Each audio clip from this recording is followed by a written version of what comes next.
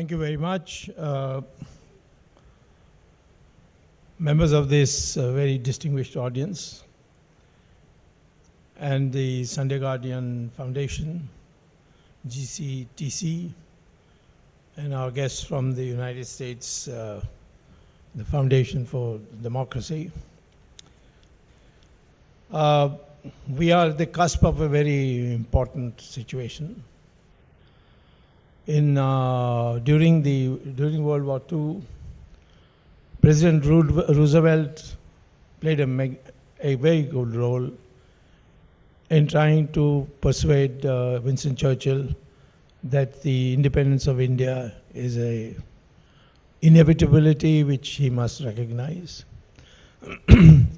Throughout, right up to 1945, the United States kept pressing for greater freedoms for India. After we got independence, the United States offered the Chinese seat vacated because China was originally Kuomintang China, Chiang Kai-shek's China, and Mao took over from him or through a revolution and established the People's Republic of China on October 1, 1949.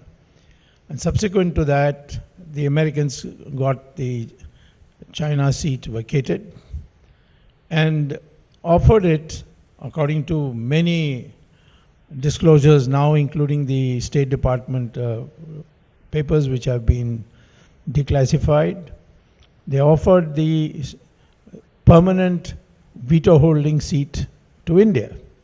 They could not offer it earlier in 1945 because that time we were a colony.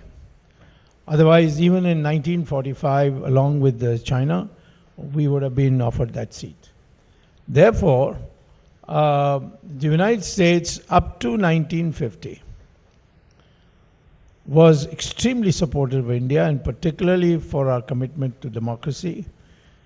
And it was only after the Korean War when India began first supporting the Soviet-Chinese stand on Korea, although in a muted way, but nevertheless that was the tilt. We actually told the United States that the permanent seat on the UN Security Council belongs to China. And every General Assembly we argued for it, even after 1962, up to 1971 when the Americans invited the Chinese to occupy it. So the real reason why India and the United States parted was the pro-Soviet tilt of Jawaharlal Nehru and his family, that is Mrs. Gandhi too. Rajiv Gandhi tried to make some amendments, but he came to grief on that. And of course, after that, there's been no Nehru, fortunately, as Prime Minister. But their influence of the Soviet Union lasted till Soviet Union unraveled, and now it's broken to 16 countries. So, therefore, now to put the relationship together in a totally new situation, we have to understand what the United States can do for us and what we can do for the United States. The United States is in a state of being a bit tired of sending troops to various parts of the world to fight wars, and wants to pull out where it's not in a advantageous position or has been there too long. It pulled out from Vietnam and handed the South Vietnam on a platter to the North Vietnamese, whom they were earlier bombing and destroying their industrial assets, etc.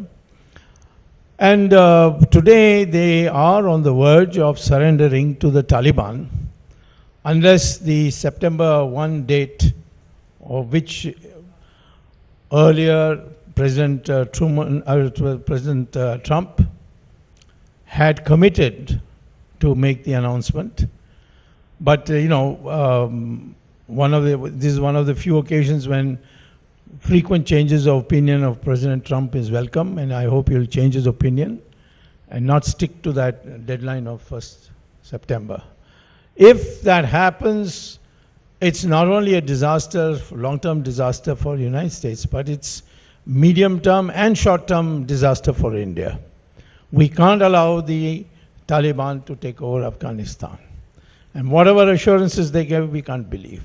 So the first thing we need to do to get back to a situation where we have meaningful relations with the United States is to offer something meaningful. And the United States has hinted many times, sometimes quite strongly, that we should in fact move into Afghanistan for pacification and to bring reconstruction. And India is done already a substantial amount of reconstruction, but without the military arm there. And although I'm not speaking on behalf of the government, but sometimes I can make things hot for the government, and the government does what I think what they ought to do. I would say that I am pressing for, and I'm urging that India sends about 2 to 3 divisions of our army to Afghanistan after the 28th September elections, when certainly all the candidates who are there for the presidentship, they're all pro-Indian. So many of them have been educated in India, and we can through them work. And according to my understanding, the people of the democratically minded Afghanis and those who don't want anything to do with Taliban, they are very well disposed to India. We also need Afghanistan if we want to recover POK, because Afghanistan has a border with POK. So it's in our interests, and I would say that India should offer to the United States that we will move troops into, or put boots on the ground, to use a larger term, in Afghanistan if the United States does what is legal. That is, the whole of Kashmir had merged into India as per the constitutional provisions of the British Constitution for India, that is the 1935 Constitution, that if a king signs the merger agreement or the instrument of accession, it is final and irreversible. There is no mention of the will of the people in the instrument of accession. And that way about 500 kingdoms have merged into India. And there's never been an effort to even raise this issue, except for a brief occasion when Article 370 was brought into the Constitution, and Ambedkar, as the chairman of the drafting committee, said, "I'm not a traitor. I will not allow this. As long as I'm here, I will not allow Article 370 to be introduced into our Constitution." So it was done without him. And Gopal Swamy Iyengar moved the amendment bill, and there was a furor, and Sardar Patel had to intervene and saying this is temporary because Nehru has gone to the UN, and therefore, etc., etc. The UN resolution anyway is now obsolete because Pakistan agreed in 1972 in the Simla agreement that now there is no ceasefire line of the UN anymore. Now it is a bilaterally agreed line of control. So therefore, in fact, we should withdraw that petition that we sent. It was illegal anyway because it was not passed with the concurrence of the cabinet, and therefore not binding on the Narendra Modi government. And therefore, we should say that we intend to take back POK, and the United States can be assured that provided they open their defense warehouses for us to pick what we want for our operations, that we will police Afghanistan and ensure that the terrorist forces are wiped out.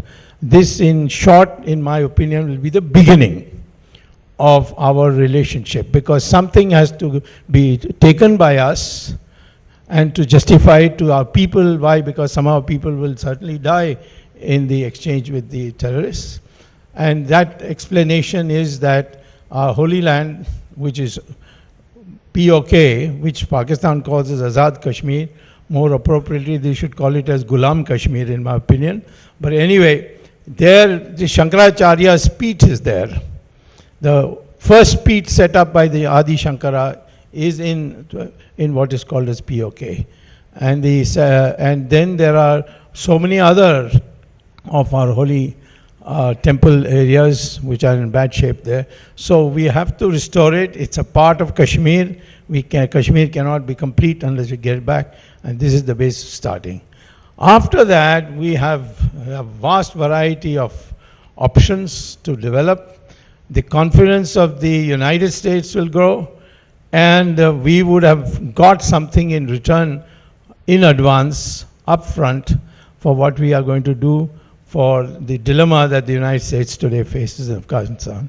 So for the 10 minutes that I've been given, this is what I want to say. This is a relationship that ought to be developed, but knowing the Americans as I do, because having lived there for a long time, long periods, spread over 50 years, I believe that the Americans are very practical people who go by give and take, and not by our sentimental statements of, personal, we are historical friends and we are strategic partners and all these fancy phrases which you keep hearing about, which has no content at all. We need to do with Americans on a basis of give and take. And I believe that when that happens, the Americans will be forthcoming and India would be feeling suitably happy at the outcomes of it. I could give more examples, but I think in 10 minutes I would say, number one, we must now commit to become good friends of the United States. Doesn't mean we have to be enemies with anybody. Certainly our neighbors, or whatever is left after Pakistan after they themselves destroy themselves. And all the other neighbors, now one by one they are now coming with us.